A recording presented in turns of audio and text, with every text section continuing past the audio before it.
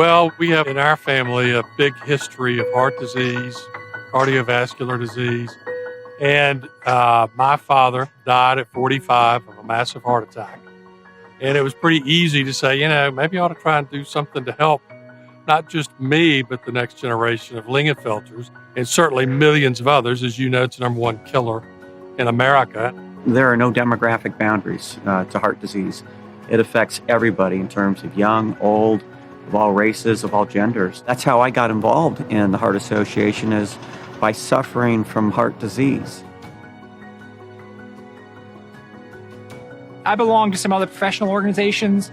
They help represent cardiologists.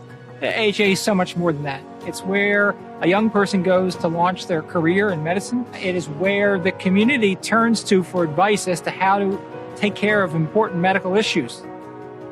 And in Atlanta, we're blessed to have a number of universities and colleges and at least 3 or 4 medical schools within a reasonable distance of the center of the city who deal with research into heart disease, cardiovascular disease.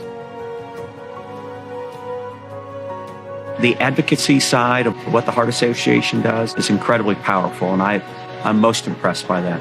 We're only as strong as our weakest link, and we need to make sure that everyone in Atlanta continues to have accessibility to all those things that they need to live a healthy life.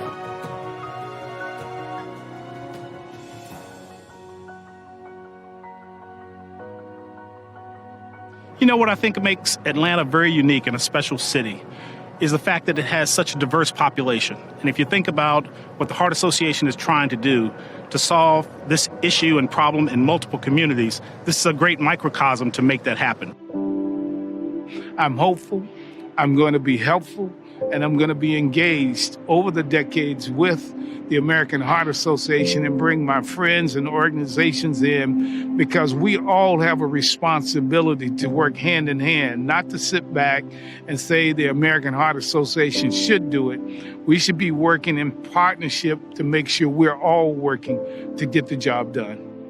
In the age that we're in with this pandemic and the broad scale of this, that scale is not new to cardiovascular disease. It's been there every year. We need to continue to focus on it so that we can all have the tools and be educated to live a healthy life with the bodies that we were given.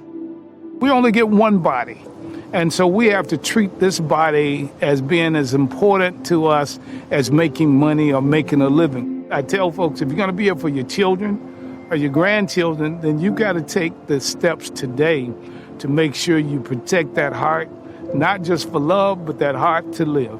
The future of heart disease is really prevention, building healthy lifestyles, and finding the ways that we can reduce the burden of heart disease. And the AHA has been ahead of the curve there. They've realized that we both need to treat someone who now has very severe heart disease, who may need a heart transplant, but we also need to think about the 8-year-old in the community. How do we have them have a healthy cardiovascular life?